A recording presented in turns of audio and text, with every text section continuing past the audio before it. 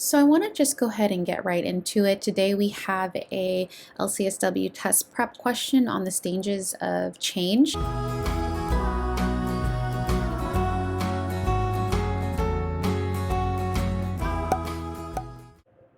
Hello and welcome back to my channel, Mental Health with Melissa. I'm Melissa. If you're new here, please don't forget to hit that like and subscribe button for more videos. I post new videos every single Sunday and Wednesday, and I apologize because I did not post a video this past Sunday, so I'm a little bit behind, but it's just been a challenging couple of weeks, so I was really trying to prioritize some much needed self-care. So thank you so much for understanding, because I know that again, my videos come out every Sunday and Wednesday and are like clockwork for the most part. So I wasn't able to get it out there to you this past Sunday, but I'm really hoping to get back on track because I really do enjoy putting these videos out there.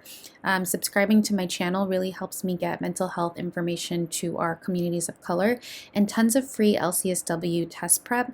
I'm going to link below in the description box a place where you can sign up on my website to receive some study material for the LCSW exam. If you have it coming up in the next few weeks, I apologize because I'm not going to have it out until the new year. So if that's something that you're interested in, feel free to sign up. And then another thing I have in that I will put in the link in the description box is my mental healthers support group. So it's a support group that I facilitate for mental health providers. So if that's something that you're interested in, then please reach out. If you're new here and you're not familiar with my content, I am a therapist, an LCSW, a clinical supervisor, and I'm also a PhD psychology research student currently in my dissertation process, and hopefully will be kind of finishing that up, hopefully in the near future. So I want to just go ahead and get right into it. Today we have a LCSW test prep question on the stages of change. So I want to go over some of this because in my experience as a clinical supervisor and somebody that also trains new social workers, something that I found is that a lot of the time individuals that are kind of new to the field don't have a lot of knowledge in the stages of change under motivational interviewing. So motivational interviewing, I have a LCSW test prep video on that. So I'll leave it in the link below so you can kind of take a look at that video on addiction and substance dependence. This video is kind of a continuation off of that because there's just so much information in the field of addiction and under substance dependence that it just would be very challenging to incorporate everything into one video. So this is going to be a little bit more information on that. So definitely take a look at that to get a better understanding of substance dependence and motivational interviewing. Under motivational interviewing, there are several different subcategories, and really understanding the stages of change helps us understand where an individual is in their recovery or in their addiction. So I'm going to go over the different stages with you, and then we have an LCSW test prep question that hopefully you can answer, and then compare your answer to mine to see how well you're able to really comprehend the different stages and what they mean. Right. So I want to go over, this is one of my favorite visual aids of the actual stages of change model. So I'm going to go over each of these stages with you. So you can see here that each stage requires you to go to the next stage in this very subsequent order model. So pre-contemplation is the stage in which people do not intend to take action in the future, defined as within possibly 6 months or so. So people are often unaware that their behavior is problematic or produces some sort of negative consequence. So people in this stage often underestimate the pros of changing behavior and place too much emphasis on the cons of changing behavior. So an example of this is somebody that may be addicted to marijuana, for example.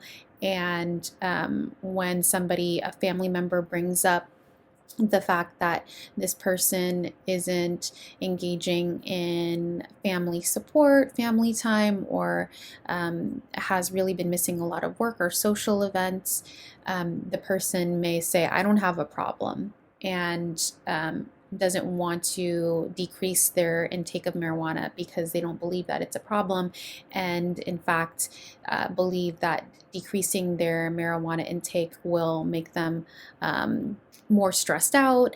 And so that's an example of pre-contemplation.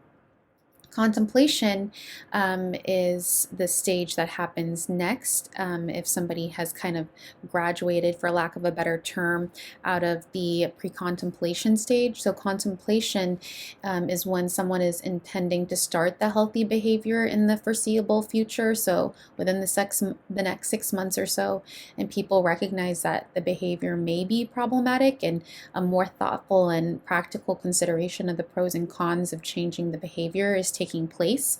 But even with this understanding and recognition, there's still this very high ambivalence. So an example of this may be that same person that is really dependent and addicted to marijuana may then come to the understanding that, wow, I really am not able to go to work or to engage in social support or family time because I'm always using this. And I understand that this has really affected my life, but I'm really scared to make the change because I've been using this for so long. So somebody may be inquiring about different treatment programs or talking to people in their recovery network to see what their experience has been like with decreasing intake. The next stage in the stages of change model is determination. So with determination or preparation, it's mainly called. This stage, individuals are ready to take action within the next 30 days. So people start to take small steps towards the behavior and or changing the behavior, and they believe changing the behavior can lead to a healthier life. So an example would be in this same scenario that I gave you with this person that's addicted to marijuana, that they really look into treatment centers and actually are ready to admit into a treatment center. So the next stage is the action stage. So people in this stage have already changed their behavior in the last 6 months and intend to keep moving forward with that behavior change. And so people may exhibit this by modifying their behavior and acquiring new healthy behaviors. So somebody, an example of this would be that same person that we're talking about with the dependence to marijuana, and they've been in the treatment center, possibly have discharged, and now are sober, and are able to really participate in social activities and go to work. And of course, just as a disclaimer, this substance, I'm just using marijuana as an example, but it can be really any substance, whether it be a stimulant, an opioid, alcohol, but I'm just using marijuana as the example. So one of the next stages that can happen is relapse. And when relapse happens, there's that saying that relapse is a part of recovery. So relapse can happen when somebody is going through their recovery, sobriety, or their stages of change. So definitely, if this happens, we as the clinicians or providers want to make sure that we foster a supportive environment and really meet the client where they're at.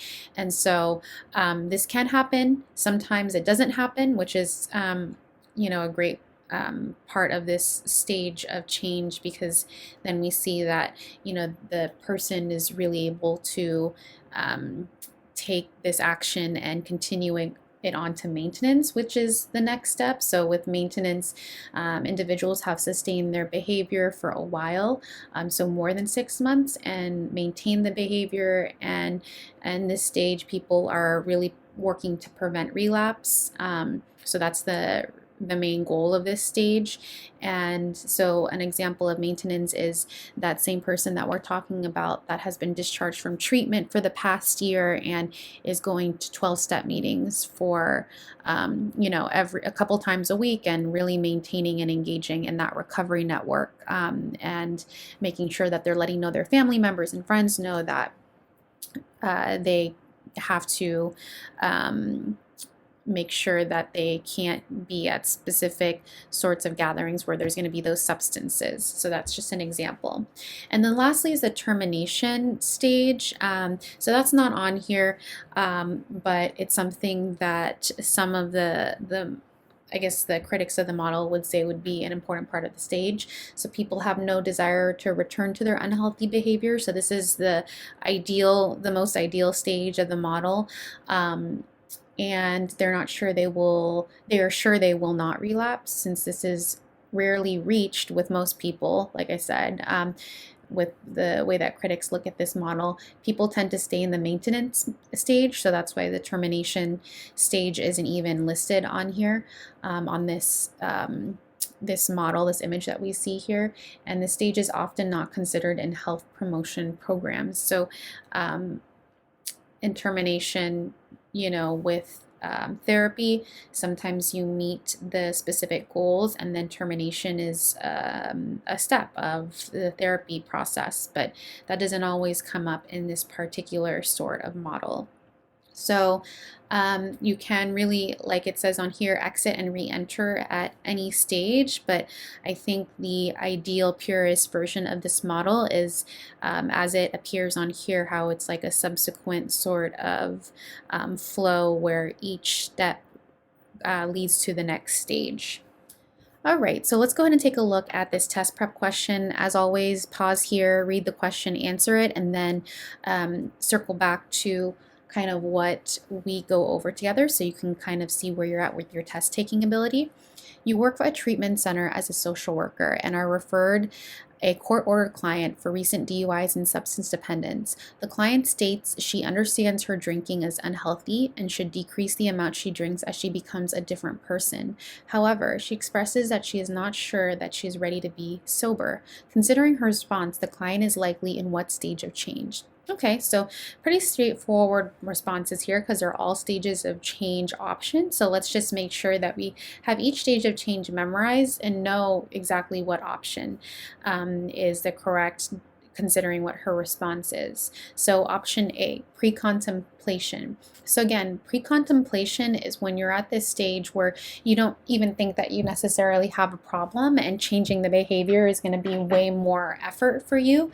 So based on what she has said here, it doesn't seem as though she's in denial at this point, because it says that she understands that it's unhealthy, and that she understands that she becomes a different person. And so because of that, it doesn't appear to be the criteria for the pre-contemplation stage. Okay, option B, termination. So as we mentioned earlier, termination is something that rarely happens in this model. So because it's so early on, and she hasn't it doesn't say anything about time frame, but it does say that she just entered a treatment center. So because of that, that does not meet the criteria for termination. Option C, action. So in the action stage, people have already changed the behavior and intend to moving forward, and they start to acquire new behaviors. So at this point, there's nothing in here about her being in this stage for this amount of time. Again, she's just recently kind of been ordered to go to this treatment program and hasn't acquired new behaviors just yet from what we see. So that's not going to be the option.